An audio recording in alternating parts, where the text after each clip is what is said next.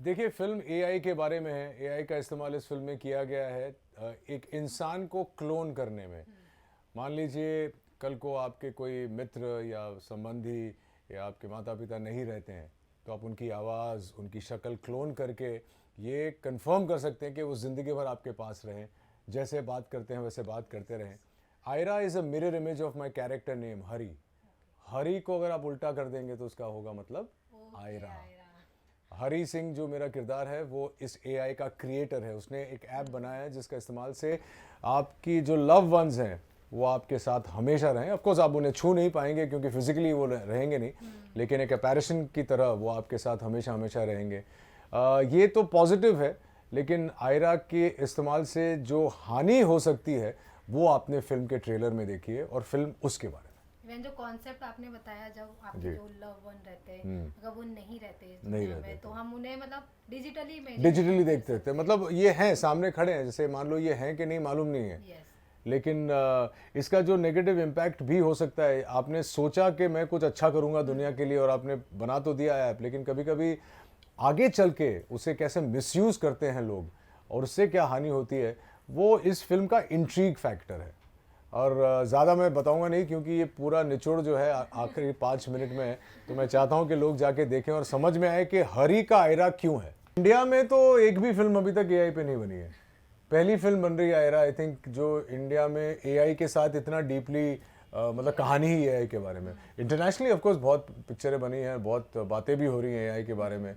India में timing बहुत सही है कि अभी चर्चा में आ रहा है आर्टिफिशियल इंटेलिजेंस और हमारी पिक्चर रिलीज हो रही है। इवन चर्चे में जितना आ रहा है उतने उसके डिसएडवांटेज भी दिखाई दे रहे हैं। डिसएडवांटेज दिख रहा है बहुत मुझे। ज्यादा हाँ, ये वही दिख रहा है ज्यादा। एडवांटेजेस तो जो हैं वो हैं ही, लोगों को पता ही है, लेकिन धीरे धीरे करके कोई ना कोई स्कैम में इस्तेमाल हो रहा है एआई, वॉइस क्लोनिंग में इस्तेमाल हो रहा है। ये डीपफेक वगैरह तो बहुत छोटी छोटी बातें हैं, लेकिन एआई का इस्तेमाल करके लोग ये सब कर रहे हैं और कहना बहुत मुश्किल है कि ये किस हद तक लोग जा सकते हैं इसका इस्तेमाल करके।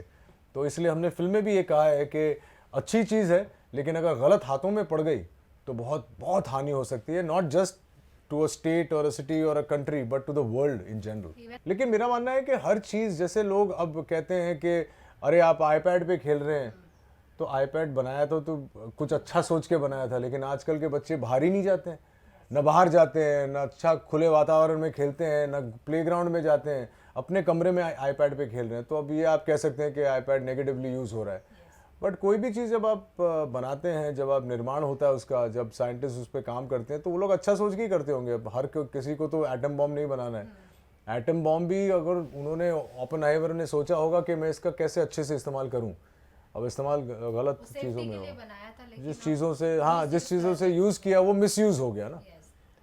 तो ये है, अगर पॉजिटिव इम्पैक्ट रहेगा तो उसका करेक्ट, कहीं ना कहीं नेगेटिव।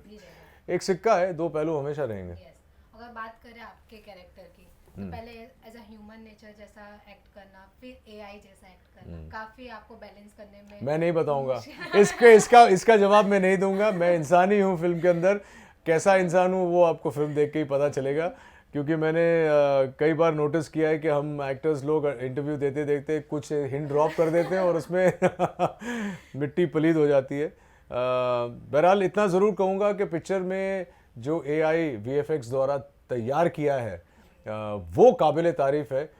किसी भी इंडियन फिल्म में आपने इस स्तर का वीएफएक्स नहीं देखा होगा। और हालांकि इतनी कोई बड़ी फिल्म है नहीं है, लेकिन जिस किस्म का पैसा, जिस किस्म का वक्त वीएफएक्स को दिया गया है, वो आई डोंट थिंक आपने किसी भी और हिंदी फिल्म में देखा होगा। और मैं बड़ी बड़ी फिल्मों की बात कर रहा हूँ। आपकी एक्टिंग भी काफी लाजवाब है। Thank you, thank you. ये होते होते हो जाता है। मेरा मानना है कि पहले जब मैं पहले 10 साल टेलीविज़न पे काम करता था तब मैं इंटरेस्ट नहीं लेता था, क्योंकि जो भी करता था वो चल जाता था। और एक चीज़ जब चल जाती है ना तो आपको अपने ऊपर बहुत ज़्यादा भरोसा होने लगता है। जब चीज़ें नहीं चलती हैं तब आप अपने ऊपर मेहनत करते हैं। नहीं, मैं निराश तो कभी नहीं हुआ। जब चीज़ें नहीं चलती हैं तो आप अपने ऊपर मेहनत करना शुरू करते हैं कि अगर ये जब चल रही थी तो इसका श्रेय तुम ले रहे थे, अब नहीं चल रही है तो इसका भी श्रेय तुम्हें ही लेना पड़ेगा। तो जब आप रिस्पॉन्सिबिलिटी लेना शुरू करते हैं, अगर आयरा नहीं चलती है तो इसका कहीं ना कहीं श्रेय मुझे लेना पड़ेगा, क्योंकि इस पिक्चर का सेंट्रल कैरेक्टर मैं हूँ। और अगर चल जाती है तो बड़ी खुशी की बात है, क्योंकि सेंट्रल कैरेक्टर मैं हूँ। तो दोनों चीज़ें हैं, अगेन सिक्का है, दो पहलू हैं। मेहनत करते रहो, अपने आप को बेहतर करते रहो, और यही है मंत्रा लाइफ का। Even अगर था वो, मैं चाहता था कि वो ऐसा लगे। फेस काफी अलग लग रहा था आपका, अभी सामने से देख रहे हो फेस काफी अलग लग रहा है। अब मैं ज़्यादा जवान हो गया हूँ, क्या करूँ मैं। इवन अगर फिटनेस के बाद बात करें फिल्म की, तो उसमें आप डांस भी करते हुए जी, नजर जी। आए, तो उसके बारे में कुछ बताएंगे? पहले से ही आपको करना ही था, मन था कि मैं करना है? मैं, बड़ी वो इंटरेस्टिंग भी कहानी कपल है। डांस हाँ जी, हाँ जी, बड़ी इंटरेस्टिंग कहानी है। जो जो मेरे साथ में महिला है, वो एक आला दर्जा की डांसर है। मतलब she Scarlett Wilson is one of the best dancers. वो कई हिंदी फिल्मों में गाने कर चुकी है। और जब मुझे पता चला, मैं जब पहले गया था मुझे पता नहीं था कि मुझे लगा कि अंग्रेज़ी फिल्म है, इसमें कहाँ गाने वाने होंगे। शूटिंग करते करते मेरे डायरेक्टर ने कहा कि यार मैं सोच रहा हूँ 3-4 गाने भी डाल दें। ऐसे इस पिक्चर में गाने कैसे आ सकते हैं? बोले आ सकते हैं। फिर उन्होंने वो गाने, हाँ बॉलीवुड है इवेंचुअली, वो हम सभी चाहते हैं कि इंडिया में लोग ये फिल्म देखें। तो मैं गया और पहले दिन उनके साथ शूटिंग थी स्कारलेट के साथ। मैंने बोला ये तो मैं कभी कर ही नहीं पाऊंगा। बोले करवा लेंगे आपसे। और वहाँ का जो कोरियोग्राफर था उसने इतनी मेहनत कराई मुझसे, और मुझे इतना मज़ा आया, क्योंकि इंडिया में सबको लगता है कि मैं बहुत अच्छा डांसर हूँ, तो लोग सोचते हैं कि मैं कर लूँगा, पर ऐसा है नहीं। वो चाचा और बॉलरूम डांस करने के लिए आपको एक अलग ग्रेस की ज़रूरत होती है। तो वहाँ के जो कोरियोग्राफर थे टिम, उसने बहुत मेहनत कराई। और इवेंचुअली अब जब मैंने गाना देखा, ट्रेलर लॉन्च के दिन पहली बार मैंने गाना देखा, मुझे बहुत अच्छा लगा। बहुत मज़ा आता है, क्योंकि जॉन एक बहुत ही मस्तीखोर इंसान है, बहुत ही राय सेंस ऑफ ह्यूमर है। कब मजाक कर देंगे आपको पता भी नहीं चलेगा।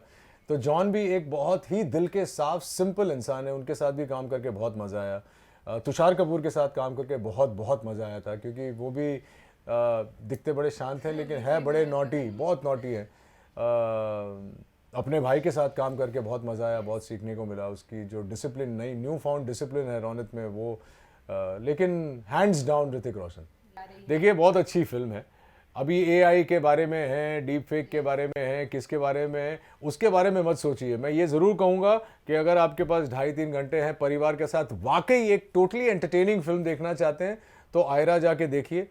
हर वो चीज़ जो हम लोग एक फिल्म में ढूंढते हैं, हर वो एक चीज़ इसमें है। और टाइम वेस्ट नहीं होगा, ये मैं लिख के देता हूँ। अगर टाइम वेस्ट लगा, आप मेरे को इंस्टाग्राम पे फ़ोन करके गाली दे दीजिएगा।